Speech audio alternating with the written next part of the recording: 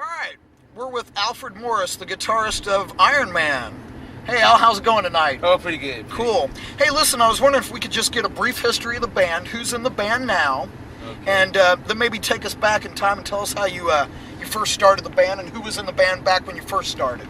So tell us who's in the band now. Okay, now we have Jad from Meteor City, is sitting in on vocals. We've got Vix on bass guitar. I have Jared, he's from Tampa, Florida. He's sitting in on drums for us. All right, and great. We're out doing part 2 of the Generation Void tour. Right, now you've got how many more dates roughly left to do on the tour now? Do you know? About 15 more dates to go. And they're mostly here in the Midwest? Yeah. All right, great. Now, take us back to when you first started the band Iron Man. Now, you started out as a Black Sabbath cover band? Right. After Live Aid happened, like in '85, there was rumors around that time that Black Sabbath would get back together and continue on with Ozzy. Right. But I guess they had problems putting that together, and that the word got out that, okay, hey, it's not going to happen. So, I was like, damn, we don't get to hear Black Sabbath anymore, yeah. the original, rather than hearing Tony with all these million singers. So what I wanted to do was continue on the Sabbath style and, the classic stuff that they did with Ozzy. Right. So I said, well, if I put a tribute thing together, it would probably work, and people that hadn't heard Black Sabbath but heard Ozzy would get an education on where Ozzy came from. Right. And then people who already knew early Black Sabbath and actually got to see Black Sabbath, we would rekindle their memories, and they would enjoy it also, so we could get a really big audience. So I put the thing together, we went through some auditions for singers and, drummers and bass players and stuff like that. Got the guys together, Now, the band is originally from the D.C. area, Washington, D.C.? Right. Okay. Right. So besides yourself, who was in the first incarnation then of the Iron Man lineup that was the Black Sabbath covers? Okay, that first lineup was Rob Levy on vocals. We had a bass player named Nando Corrado. He was from Hyattsville, Maryland. He was on bass. And drummer was Kim Martin, which he was in a band with me before that called Force. Okay. Now, you mentioned the singer was who? Rob Levy. Okay, is that the same singer then that was on the first Iron Man album? Yeah, correct, right. Okay, great. Okay, so then from that lineup, how'd you progress to becoming the original band that you are now rather than the covers band? Oh, okay. We were doing the Black Sabbath show for a couple of years, we were doing well with it. And we decided, hey, let's write some of our own. Let's create some stuff, right? So we had like a 3-song demo that we went into the studio and put together. The 3 songs were, let me try to remember now. Black Knight was one of them. Okay, and these wound up being on the first album? Yeah. Okay. Black Knight, The Lair, and I'm trying to remember what the other one was. Oh, Why Can't You See Me? Okay. So those 3 songs were our first 3 originals.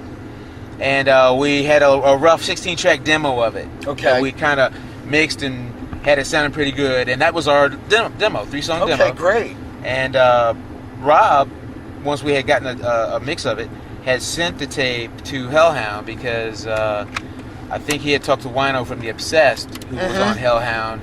And he said, yeah, those guys will probably dig you guys. Send them a demo. We did, and they did like us. Great. So they came to see us at a practice, and we talked about signing to Hellhound, and that's what happened. We signed in May of '92. Okay, and the first album came out that year? No, we recorded it that year, but it got released March '93. Okay, and so you and Rob from the original band were still on the first album. Right. And then your bass and drummer that appear on the first album. Okay, picked up Larry Brown, who was he was the bass player in my first band, Force. Okay. So we got him on bass guitar, and we had Ronnie Callman, who was with Asylum and Unorthodox. He played the drums, and because those members there, right, we were on the tail end of doing the Black Sabbath tribute. Gotcha. Because we stuck together to do the the demos and do the first album. Okay, so take us then to the second album, which is The Passage. Okay. And this is also on Hellhound, correct? Right. Now, you gained a new singer for that. Right. Well, what happened was we had to get another drummer because Ronnie was then dedicated to playing with Unorthodox. So we brought in Gary Isom. Isom, right.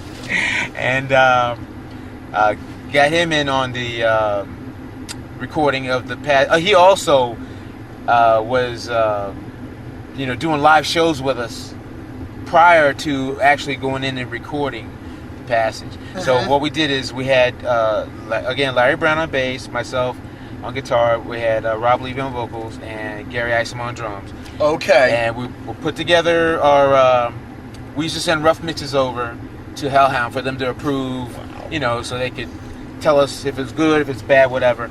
So we sent a rough demo over, and they said, okay, cool, we'll give you some studio time and give us about 4 or 5 songs, studio quality, and let's see what that sounded like. So when we got in the studio and did that and sent it over, they didn't like the vocals. They said the music was great, but they did not like the vocals. They didn't like how it was written. They just didn't like his melodies or nothing. So they said, hey, you guys need to look for another vocalist. You'll have to fire Rob. So wow. Hellhound. So you took their advice. They said, at that stop time. the project. Find a singer. And let us know, and we'll get things going again. And so you took their advice. Yeah. Then where'd you find Dan? I called Rob and told him, and then Dan. We met Dan while we were still a Black Sabbath tribute in Binghamton, New York. We were traveled around the East Coast, and one night we were playing at a party at someone's house, and the guy at the party, Dan, he said, "Hey, mind if I sit in on one?" We go, "Yeah, you can sing one." And he sang "Fairies Wear Boots," and we were like, "Wow, man, this guy can sing," And so we're like, "Cool," And we did that, and it's somewhere that's on a tape of us at this party, and we played that song with him singing. And so we were like, hey, wow, this guy's cool. And we kind of kept in touch. He was a fan, Iron Man, and so we kept in touch like that. So once they said, hey, find a singer, I called him up. I tracked Dan down at like a party on 4th of July. I called him somewhere at a party. Called him. They said, hey, would you like to make a demo and work on our next CD with us? He goes, yeah. So we sent him like a tape of the music, and he worked with it for a couple of weeks, and he said, okay, I could probably try to come in and do some demos in a studio. So okay, so he brought him down. He did 5 songs. I don't know exactly which ones they were, but we put that tape together, mixed it down, sent it over to Hellhound, and they said, hey, okay, this sounds pretty good. Wow. Go ahead and finish the project, So we...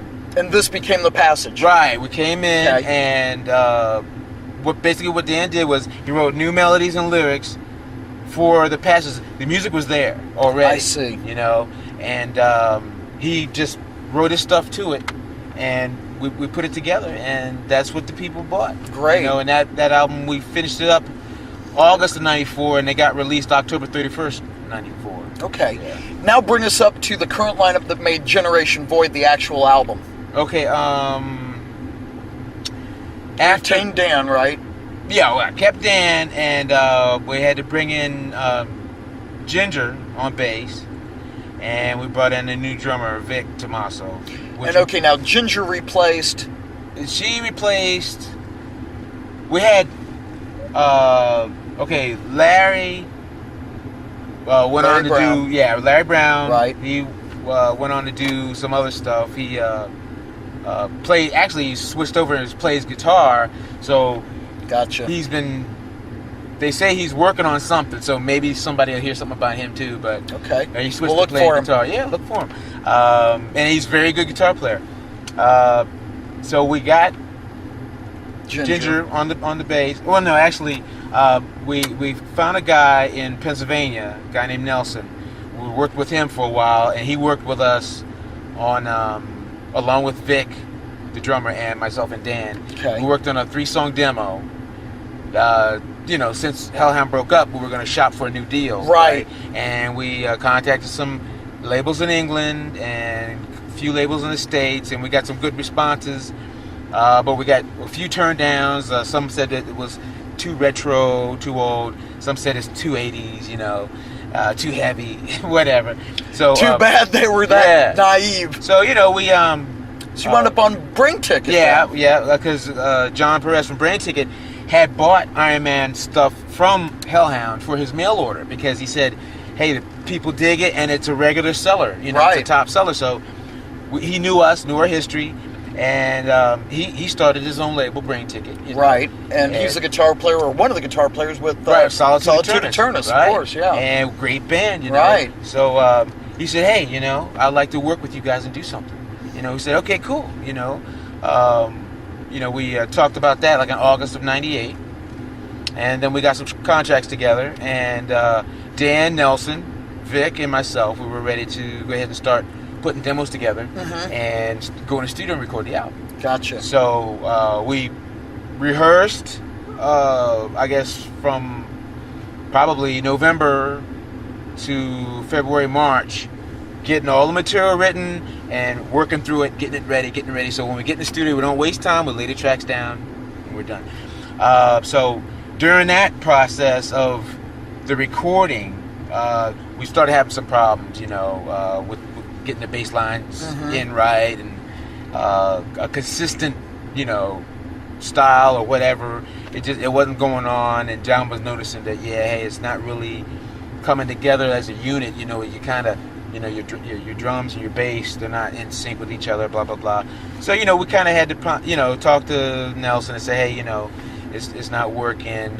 He was pretty frustrated recording in the studio, too. So, what we did was got we auditioned for some people, like we did with Vic. We checked out Ginger on the bass. She was happening, so we brought her in, let her hear the material, and she laid her lines down in a couple of days, and we sent those demos down to Brain Ticket. They said, hey, sounds cool, Right. Go ahead and finish it up. So the album was completed when? It was done. When was it done? We were done first week of July, maybe right around the 2nd. Of what, 99? Of 99. Right. And we got done with it, and we sent the master down to John, and then he went and had it mastered, and he had it ready for release on August 14th, 1999. Great. That's when it got released. Now, do you guys are working on new material now for a future CD coming out soon this year, or we will not see a new Iron Man product till 2001? I'm not sure of the schedule yet, but if it falls within the right time period, later on, I'm thinking around August, September, it may get released by the end of the year. By the end of this year. I would think we will record in 2000, but the release of the next CD probably won't be until January, February 2001. Okay. Possibly. And any plans to go to Europe after this tour here in the Midwest? Yeah, John has at Brain Ticket has been talking with Massacre and wondering, hey, because already they've been they put together a T-shirt over there that they're selling over there in support of Generation Void, which they're releasing on April 7th in Europe, and it's going to be, I think, on Gutter Massacre. Okay. They're putting that out. And they say, hey, sales have been good, reviews have been really good on the CD. So he said, once they see how sales start going, actually see some numbers, and they can see where they won't lose money bringing us over, they said they'll bring us over for a tour. Now, you've never toured Europe before as Iron Man. So okay. I'm thinking they also know the history of Iron Man, and it'll be a plus for them to bring us, because there's people that have been wanting to see us since 1993 when Black Knight came out. Sure. So it would, because the CDs got released there actually more than they actually did here, it sounds like. Yeah. Correct. All right, well, great, Al. Thanks a lot. Thanks for taking the time out to talk with us, and good luck on the rest of the tour. Okay, thanks, man. Sure. All right.